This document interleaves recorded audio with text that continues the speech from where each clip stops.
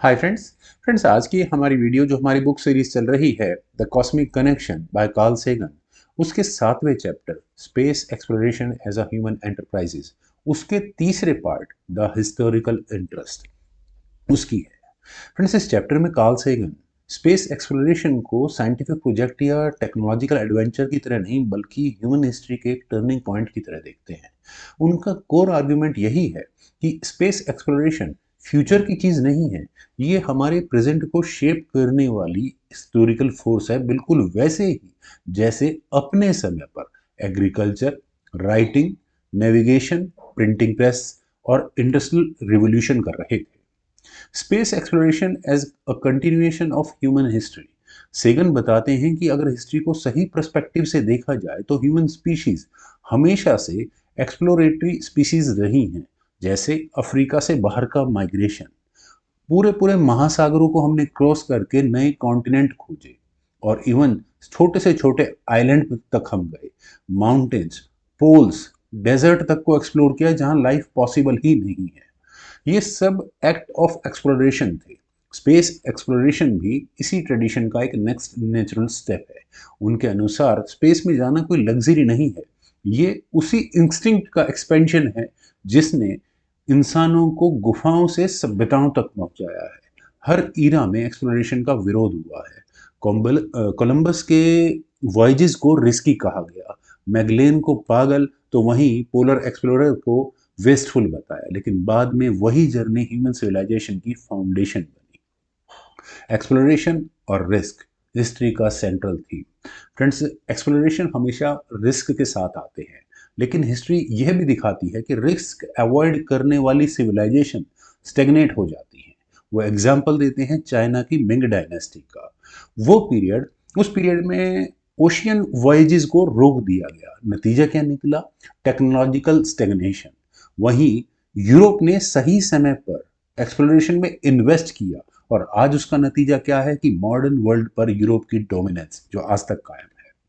इससे Sagan conclude करते हैं कि जो सोसाइटीज क्रियोसिटी और रिस्क को सप्रेस करती हैं, वो इवेंचुअली हिस्ट्री के मार्जिन पर चली जाती है।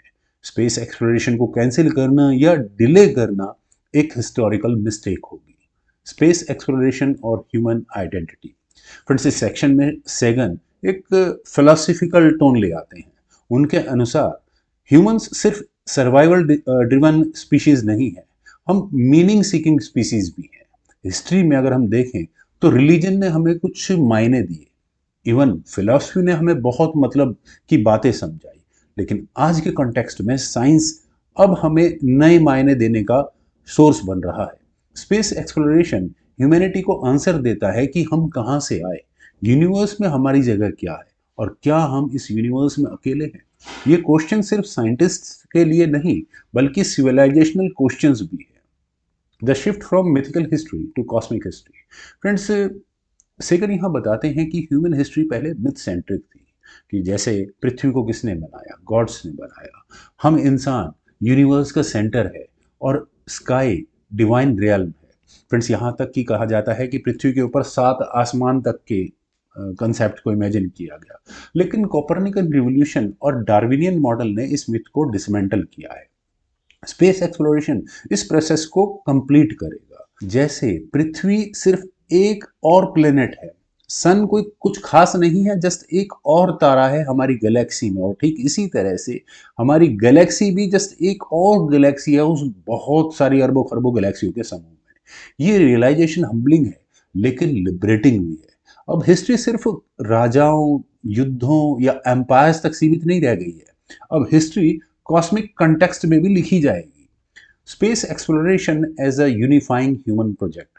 फ्रेंड्स, हिस्ट्री में बड़े प्रोजेक्ट अक्सर खतरनाक रहे हैं, जैसे महायुद्ध या युद्ध जितने भी हुए हैं, अंपायर्स, कॉलोनाइजेशन। स्पेस एक्सप्लोरेशन पहली ऐसी लार्ज स्केल ह्यूमन एक्टिविटी हो सकती है जो नेशनल बाउंड्रीज को ओवरकम कर जाए, शेयर्ड ह्यूमन डेस्टिनी को एम्फेसाइज करे। सेगन यहाँ बताते हैं कि जब हम स्पेस से पृथ्वी को देखते हैं तो बॉर्डर्स वहां नजर नहीं आते, और मेरे ख्याल से इस चैप्टर की कोर थीम सेगन बार बार इसी बात पर रखते हैं। यह पर्सपेक्टिव नेशनलिज्म को सॉफ्टन करता है और ट्राइबल थिंकिंग उसे हमको बाहर निकालता है। ह्यूमैनिटी फर्स्ट आइडेंटिटी को प्रमोट करता है। हिस्टोरिकल पैरेलल्स, प्रिंटिंग प्रेस और स्पेस प्रोग्राम। फ्रेंड्स, सेगन यहाँ स्पेस एक्सप्लोरेशन की तुलना प्रिंटिंग प्रेस से भी करते हैं। यूरोप की कायाकल्प अगर किसी चीज ने की है तो प्रिंटिंग प्रेस है। एक समय ऐसा था कि यूरोप, जिसे डार्क एजेस भी कहते हैं, पूरी तरह से धर्मगुरुओं के कब्जे में था। लेकिन प्रिंटिंग प्रेस जब आई तो उस समय के क्रिटिक बोले कि किताबें खतरनाक हो सकती हैं। सबको अगर हम नॉलेज दे देंगे तो एक तरह का केओस सोसाइटी के अंदर आ जाएगा। और सबसे बड़ी प्रॉब्लम तो रिलीजियस अथॉरिटीज को हुई, जिन्हें डर था कि इवेंचुअली सब कुछ बर्बाद हो जाएगा। लेकिन लॉन्ग टर्म में क्या नतीजा निकला? एजुकेशन पूरी तरह से फैल गई, साइंस वहाँ बहुत तेजी से बढ़ी, और तभी जाकर डेमोक्रेसी पॉसिबल हो पाई। ठीक इसी तरह से स्पेस एक्सप्लोरेशन शॉर्ट टर्म में महंगी लग सकती है, उसमें कंट्रोवर्सीज आप घुसा सकते हैं, लेकिन लॉन्ग टर्म में सिविलाइजेशन ट्रांसफॉर्मिंग साबित होने वाली है। स्पेस एक्सप्लोरेशन और फ्यूचर हिस्टोरियन। फ्रेंड्स, ये बड़ी ज़बरदस्त मुझे बात लगी। जस्ट इमेजिन कि आज से 10,000 साल बाद के जो हिस्टोरियंस होने वाले हैं, जब वो 10,000 साल पहले की सिविलाइजेशन की स्टडी कर रहे होंगे तो वो क्या देखेंगे? वो देखेंगे यहाँ न्यूक्लियर वेपन्स लोगों ने, इंसान ह्यूमैनिटी ने बना लिए थे, अपने एनवायरनमेंट को बुरी तरह डिस्ट्रॉय करने में लगे हुए थे। लेकिन ये वही दौर था जिस समय स्पेस एक्सप्लोरेशन शुरू हुई। अगर इंसानियत खत्म हो गई तो हमारे बनाए हुए स्पेस प्रोब्स और आर्टिफैक्ट्स हमारे लास्ट मैसेज होंगे कि हमने जो गलती की वो आप मत कीजिएगा। लेकिन अगर किसी तरह से ह्यूमैनिटी अपने आप को नष्ट करने से बचा गई तो स्पेस एज का बर्थ भी इसी समय को कहा जाएगा। इसलिए प्रेजेंट बहुत डिसाइसिव पॉइंट पर खड़ा है। Moral responsibility of space faring species. Friends, space exploration सिर्फ पावर नहीं देगा बल्कि रेस्पॉन्सिबिलिटी भी देगा। हिस्ट्री हमें बताती है कि पावर विदाउट विजडम मतलब कैटास्ट्रॉफी, टेक्नोलॉजी विदाउट एथिक्स मतलब सभ्यता का विनाश निश्चित है।